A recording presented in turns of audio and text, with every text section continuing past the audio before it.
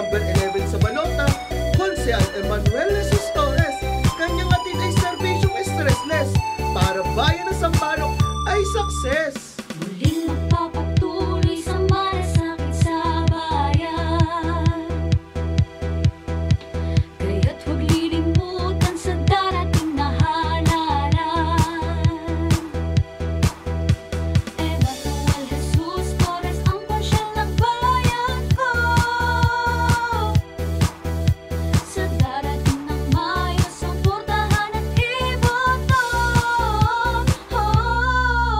Emmanuel Jesus Torres, number 11 sa balota, kaibigan ng lahat, tiyak na maaasahan nyo. Samahan sa darating na eleksyon, ang lilingkod sa bayan muling i-aaksyon. Handang-handa na siya sa muling tapat na serbisyo. Muli po, huwag po nating kakalimutan, number 11 sa balota. Emmanuel Jesus Torres para Konsehal.